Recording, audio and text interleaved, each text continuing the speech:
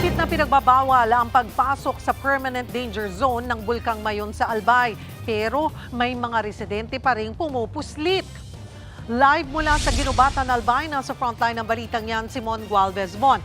Bakit daw may mga pilit pa rin nga bumabalik at ano rin ang ginagawa ng mga otoridad? Cheryl, hindi pa rin inaalis sa mga otoridad yung banta ng pyroclastic density current o yung tinatawag na uson mula sa Bulkang Mayon. Kaya kanina, eksklusibo tayong nakasama sa pag-iinspeksyon at mahigpit na pagbabantay ngayon ng mga otoridad dahil may ilang mga residente pa nga rin sinasangkalan ang sarili nilang kaligtasan makapasok lang sa loob ng 6-kilometer permanent danger zone para lamang sa binabalik-balikan nilang kabuhayan. Sumama ang News 5 sa Daraga Police sa Albay, papunta malapit sa nag-aalboroto pa ring Bulkang Mayon. May timbrero kasi na patuloy ang pagpasok ng ilang residente rito, lalo na sa loob ng 6-kilometer permanent danger zone. Ang siste, hindi na sa mismong kalsada dumaraan ng mga pumupuslit, kaya isa ito sa ininspeksyon ng mga otoridad kanina.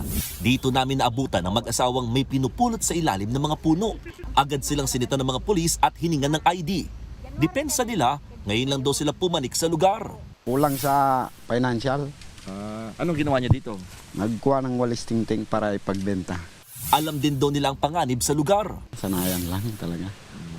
Kailangan alam kung saan-saan talaga manguha ng makakain. No? Talagang kailangan magsubok talaga. Nag-set up na rin ang mga pulis ng border control point sa main road papasok sa lugar. Pero wala pa kaming 10 minuto rito, napansin namin ng isang lolo na may bitbit pang asarol galing sa loob. Nagtanim lang daw siya ng sitaw malapit sa lugar. Bakit niya pumasok pa rin? Nito, malapit pa lang, hindi na sa malayo. Hindi ka ba natatakot sa Natakot ako sa uson, kaya tinitingnan ko palagi. Pag may pumutok, bigla akong aalis. Babala ng PHIVOLCS, sunod-sunod ang naitatalang pyroclastic density current o yung tinatawag na uson na mabilis na pag-agos pababa ng pinagsamang abo, bato at mga gas mula sa bulkan. Pinakamalala nga rito ay yung nangyari nitong Sabado na umabot ng mahigit 5 kilometro at nagdulot ng matinding ashfall. Sa satellite data mula sa Philippine Space Agency, hindi bababa sa 8,544 na hektarya ang nabalot ng abo sa Albay. Katumbas yan ng nasa kalahati ng laki ng Quezon City. Dahil dito, anumang dahilan na makapasok sa danger zone, ekis yan sa mga otoridad. May mga ilan pa po ang sadya po dito ay mag-ani at yung iba naman po ay for entertainment purposes lang, magkuha ng vlog para sa kanilang mga social media account. Ano man pong human activity po sa loob po ng 6-kilometer permanent danger zone ay pinagbabawal po. Aminado mga pulis, mahirap mabulaga oras na matsyempo ang may tao pala sa pinagbabawal na bahagi ng Mayon Volcano.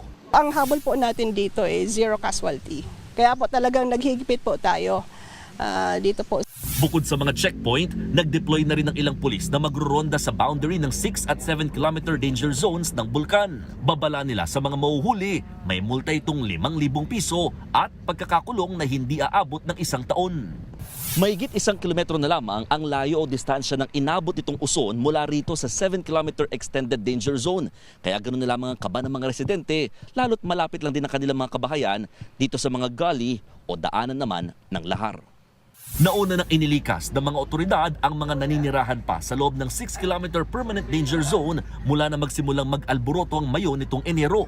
Marami sa kanila nagtsatsaga muna sa mga classroom ng paaralan gaya sa Barrio Elementary School. Nasa 82 pamilya ang nandito galing sa barangay Kirangay mula sa bayan ng Kamalig. Ang iba sa kanila lumikas lamang nitong Sabado matapos matabunan ng lugar ng makapal na abo. Siyempre, tinahawa ko sa mama ko, tsaka sa akin na din. Dahil?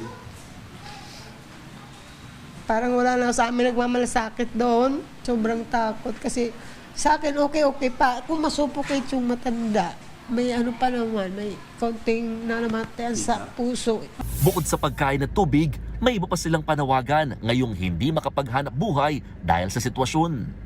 Kung pwede sana po, diaper, madaming diaper, tsaka gatas na lang. Yun lang po. Diaper, importante. Minsan nga po, pag yung short, tatapon ko na lang, di man kaya maglaba. Sa kabuuan, Aabot na sa mahigit 1,000 pamilyang lumikas dahil sa pag-aalboroto ng Mayon. Katumbas yan ng halos 5,000 individual. Nauna nang isinailalim sa localized state of calamity ang 8 LGU sa Albay dahil sa patuloy na pag-aalboroto ng bulkan.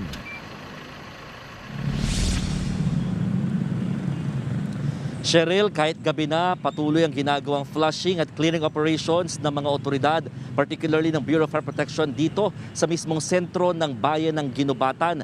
Talagang tulong-tulong yung iba't ibang mga fire trucks dito galing sa iba't ibang mga lugar para talagang malinis kahit paano itong 44 na barangay na naapektuhan ng matinding ashfall. Samantala, sa Kamalig, sinimulan na rin ngayong araw ang Food for Work program kung saan pinaglilinis na rin ang mga apektadong magsasaka kapalit ng pagkain para makatulong din na maalis yung makapal na abo. Target ng mga otoridad na malinis itong mga abo na naipon sa kanilang mga apektadong barangay sa loob ng 1 linggo. Samantala, sa pinangunahan ni Pangulong Bongbong Marcos yung briefing ngayong hapon sa Malacanang kaugnay pa rin sa pagtugon sa pag-aalboroto ng Bulkang Mayon. Ilan sa mga pinag-usapang priority ay ang paglikas sa mga residente, pagbibigay ng relief at medical aid, gayon din ang mga face mask at mga maiinom na malinis sa tubig. Nagpadala na rin ng mga mobile clinic, water purification systems at Starlink satellite units para matiyak na makakapag-connect pa rin sa internet ng mga evacuee at makakapagbigay ng update sa kanilang mga mahal sa buhay. At ngayong araw, nakarating na rin dito ang Alagang Kapatid Foundation para mamahagi hindi lamang ng mga relief packs, kundi ng mga tuwalya, mga N95 mask at may libreng panood pa ng mga TV5 programs. Yan muna ang latest. Balik sa iyo, Cheryl. Maraming salamat, Mon Gualvez. Mga kapatid, Cheryl Cosing po.